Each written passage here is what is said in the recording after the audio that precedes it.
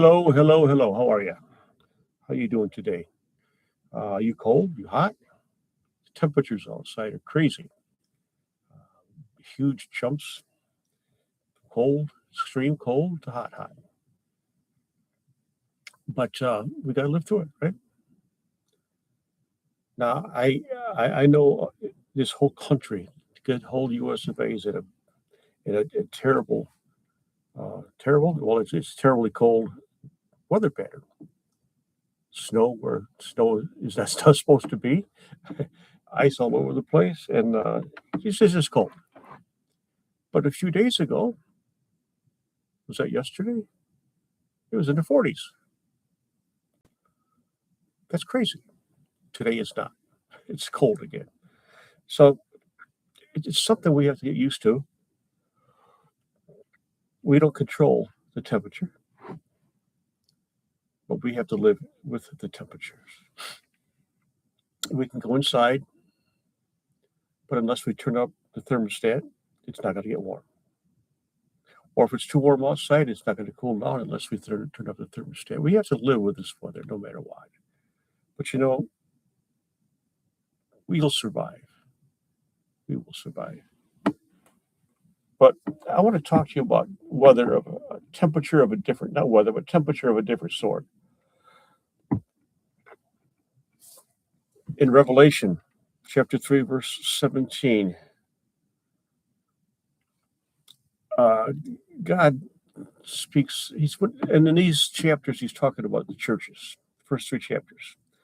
This is chapter 3, the last one he talks about the churches. This is in Laodicea. He said, I know your works.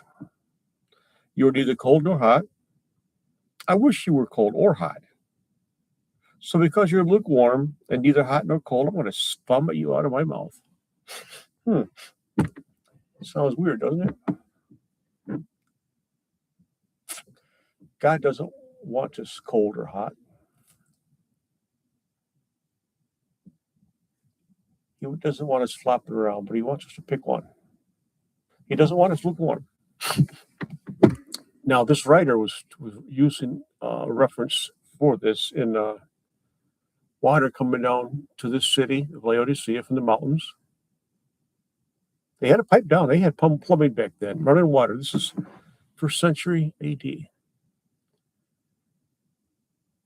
They wanted the water cold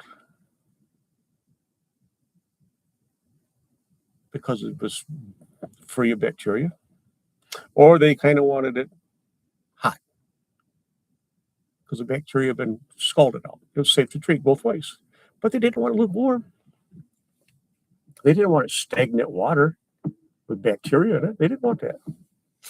Now, God does not want that either. He wants us purified, hot. Hot, hot, hot.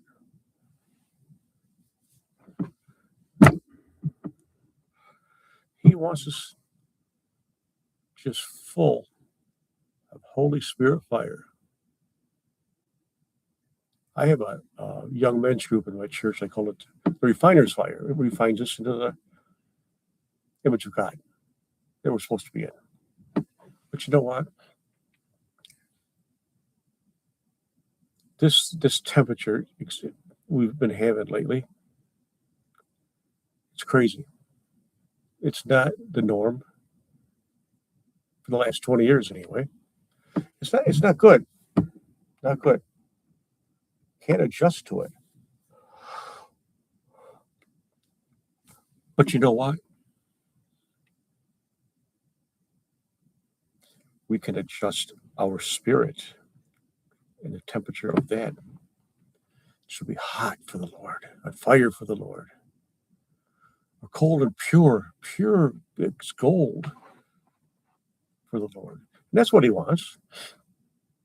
He wants us to live just for him. That's how he likes it. And how I like it, because I love working for the Lord, living for the Lord. And the benefits are great. I'm free from worries, free from fears. He provides all my needs, and I can smile. and feel joy. And I have trusting friends who are Christians. And not all Christians are trusty because they're not real Christians. But find ones that are hot as fire for the Lord or cold and pure inside.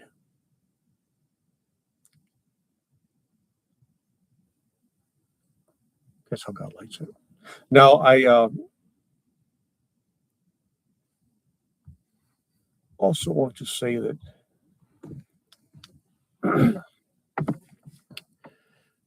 in our seasons here, this season is going to change. Where we live, we have 4 seasons usually, and we are going to go from this cold winter weather, and we'll be in a few weeks, we'll be in springtime and then summertime. And things change. Things change. And before we know it, we'll be in beautiful, beautiful weather in a good climate.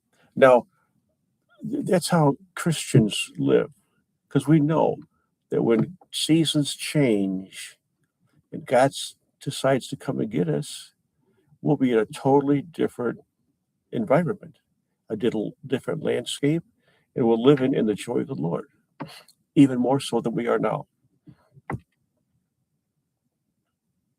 We'll be sitting next to the throne of God in heaven. As he speaks to us, talks to us, he'll give us things to do each day because we're supposed to be active, not couch taters. Just be active. And I want that. All my life, I've wondered, what will God have me do in heaven? What will he have me do? I don't know. But I know he has something that I will enjoy doing. What it'll be, I don't know. I don't know. John Bevere wrote a book many years ago, probably 15 years ago, about eternity. What eternity is like, what we'll be doing in heaven. And there was different levels of life, different levels of position. Some people will lead groups. Some people will be teachers. Some people will be farmers. Some people will we don't know what we will be doing, according to this book. And I like reading this book. I taught out of it years ago. But it's going to be completely different circumstances, set of circumstances when we get to heaven.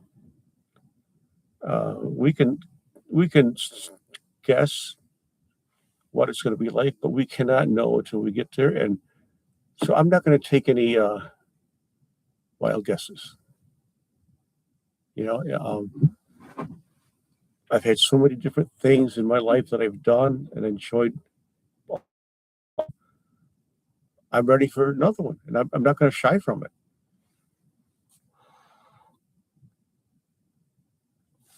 Because God's plans for me are amazing. As Jeremiah 29:11 say, my plans for you. And I'm paraphrasing. Look it up. You'll see. But it's coming. It's coming. I can't wait to get out of this cold world. Lukewarm bodies laid around. No. But you know what?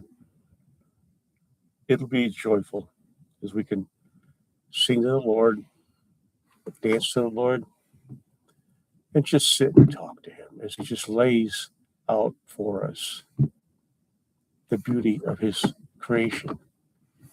And this creation is heaven. We've never been there, never seen it, but it's going to be beautiful. Not just the gold streets, but all the pearls and all the emeralds and all the jewels everywhere. But it's going to be beautiful because there's going to be love is a dominant. I don't know. But it's all about love.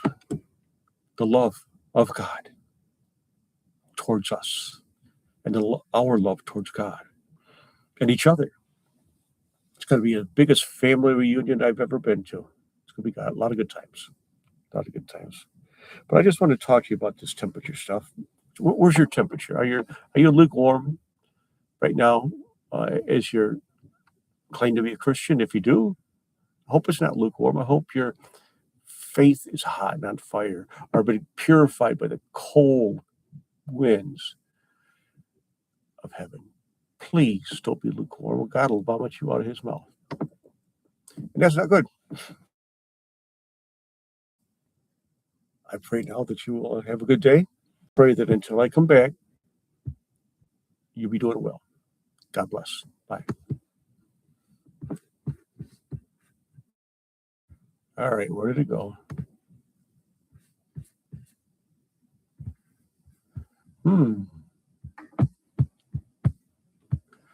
Well,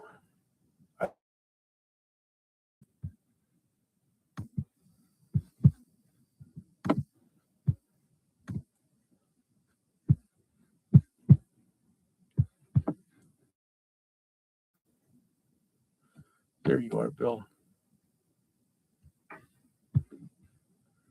All right, now let's get out of here.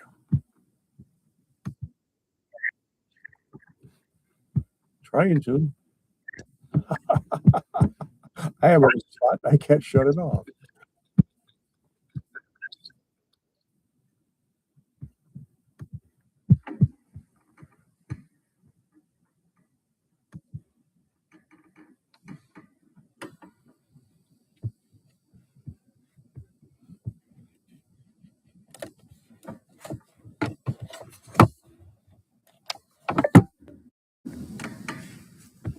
Okay.